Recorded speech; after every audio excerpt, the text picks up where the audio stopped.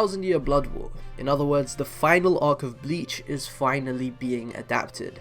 The return of Bleach will officially commence on the 10th of October, which is a pretty fitting release date if you ask me.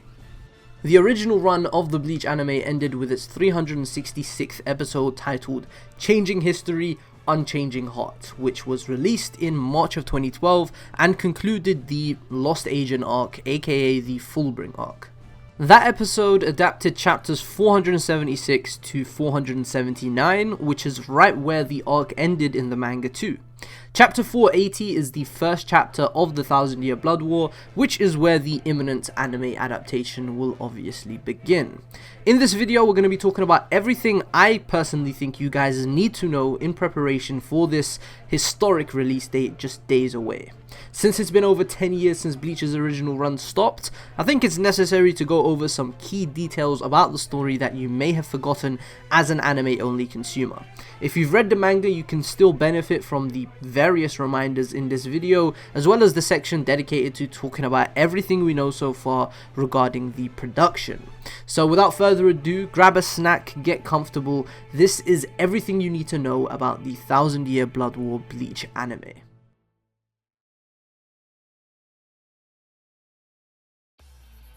Surprisingly enough, the decision to adapt the final arc of Bleach was made by the production committee 5 years ago, back in 2017, shortly after the manga ended. Studio Pierrot, which produced the original run of Bleach, have returned to finish off the series, as well as most of the original voice actors. This new anime is going to be split into 4 separate cores or seasons, and supposedly we should be expecting movie-like quality with stunning animation, new and dynamic battle scenes, as well as new OSTs. Shiro Sagisu, one of the most well-renowned composers in the industry who is behind the ever-so-beloved original Bleach OST, has also returned to finish off what he started. We can expect at least 44 episodes adapting 206 chapters worth of material, which does sound pretty rushed in theory, but when you consider just how many battles there are going to be in this war arc, it makes a lot of sense. It's quite easy to adapt about 5 chapters worth of battle into one 20-minute episode.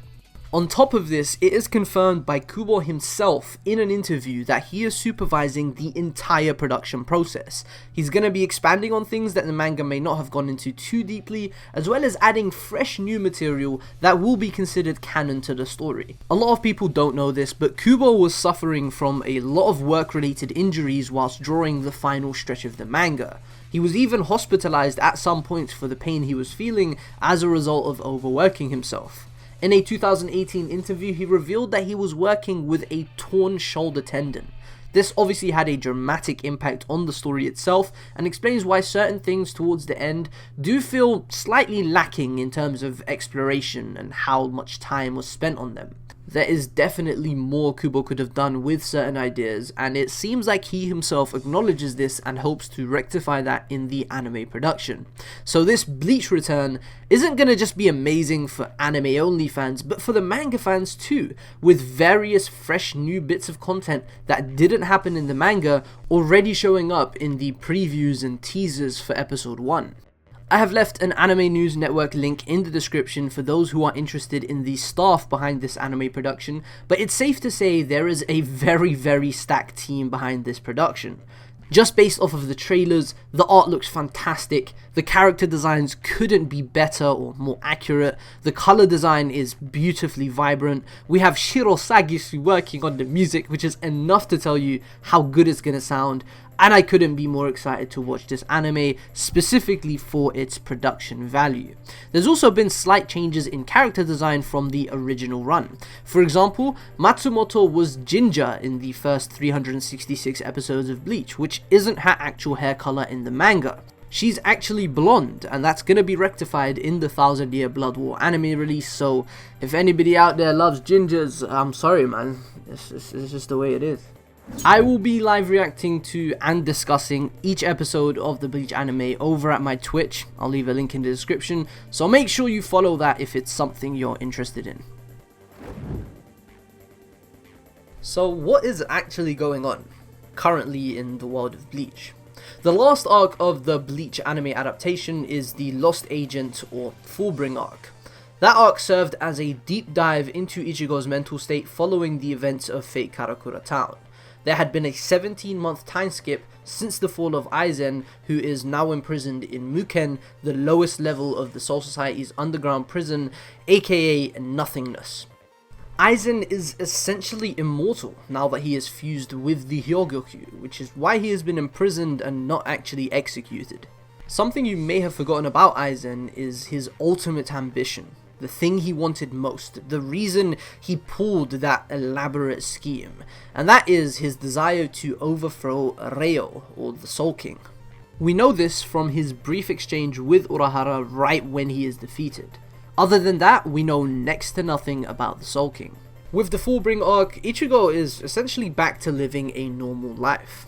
Actually, saying back to living a normal life isn't entirely true, because he's living a life he has never before known. He can't even see ghosts anymore, which was a unique trait of his since the very first chapter of the manga. He is a completely normal person now, devoid of any powers besides that of a human being. No more hollow powers, no more Soul Reaper powers, nothing. This creates a very interesting internal conflict for Ichigo because his character had always been about being strong so he can protect his friends, but now he can't even see the hollows he knows exist and will continue to terrorize his friends and other innocent people again and again. As a means to fill in for Ichigo, both Chad and Orihime dedicate their time over those 17 months to becoming stronger in order to make up for the loss of his powers. But in doing so, they distance themselves even further from Ichigo, which just adds to his loneliness. The Fullbring arc is a fantastic piece of writing for Ichigo's character that, in simple terms, deconstructs him and builds him back up in a very meaningful and effective way. I plan to make a future video on this because Fullbring is pretty poorly received to most people, including myself until not so long ago, but I do think it is genuinely very good stuff. It's important to remember the key details about it before going into the 1000-year Blood War, because the form Ichigo now has as a result of his Fullbring powers is a little different to his previous Shikai and Bankai forms. His Soul Reaper powers have merged with his Fullbring powers, creating these small differences in design. On top of this, Ichigo spent a lot of time training his physical attributes in Fullbring, which means he is faster, stronger, and has better stamina and endurance than before. And lastly, Ichigo killed Ginjo. This is important because Ginjo is a human being. He was spiritually aware and had Soul Reaper powers just like Ichigo, but he was also a human, just like Ichigo. This is the first time Ichigo has ever killed another human in the story, and that's very important to remember going into this final arc. As for how Ichigo got his Soul Reaper powers back, it happens in a very similar fashion to how he initially got his Soul Reaper powers in the very first chapter of the series. If you remember chapter 1, Rukia stabbed Ichigo to transfer some of her power to him and awaken his dormant Reiatsu. The same principle is applied in the Fullbring arc, but instead of making that grave mistake of having all of her power robbed by Ichigo, a magical Reiatsu sword is made by Rukia and Urahara, which all the Gotei 13 captains loaded their spiritual pressure into. This is a very unorthodox move of the Soul Society. The transfer of her power to a human is a serious crime that Rukia was going to be executed for, but Yamamoto, the Captain General, made an exception for Ichigo. Ichigo has made countless changes to the Soul Society in various different ways, and this progress as a result of Ichigo's efforts is a recurring theme of the story. This happens another time right at the end of the arc, where Ichigo requested to take Ginjo's body back to the world of the living and give him a proper burial, which was initially received as blaspheme, but upon explaining himself, Yamamoto agreed. The Fullbring arc is absolutely crucial to understand before going into the 1000-year Blood War.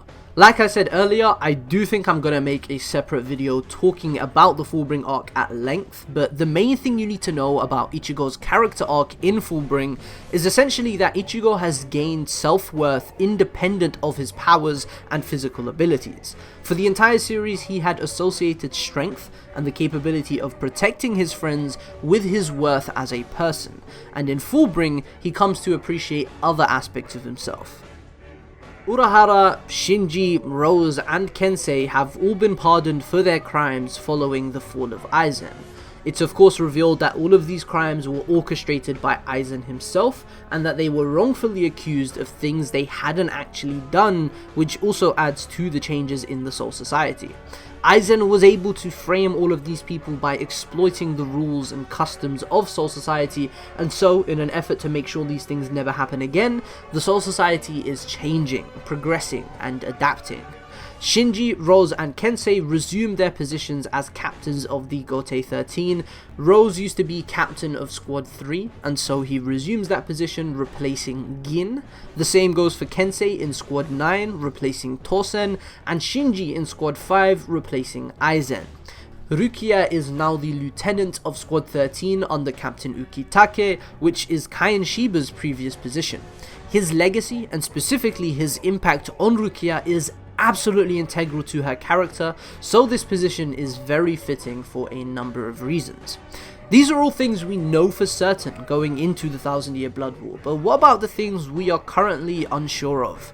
We still know close to nothing about Isshin, Ichigo's dad, being a Soul Reaper, which was something heavily teased in chapter 398 during the final portion of the fake Karakura Town arc.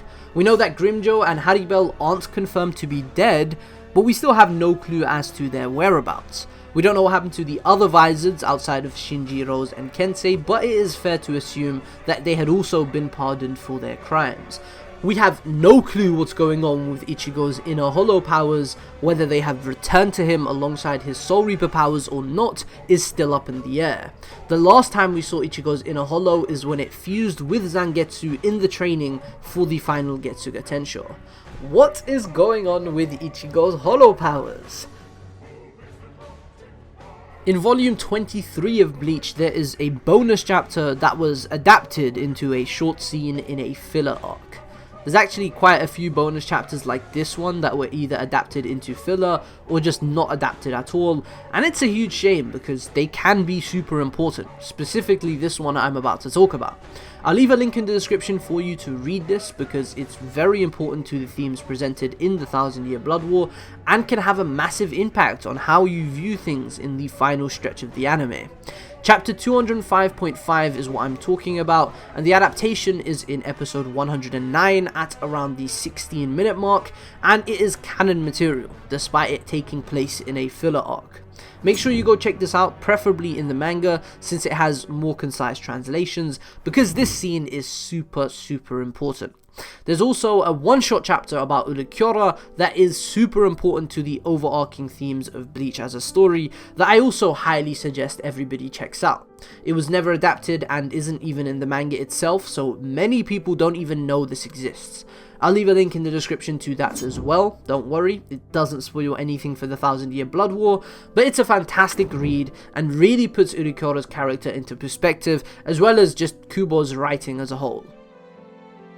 And that's about it for everything I think you guys need to know before the Bleach 1000-year Blood War anime.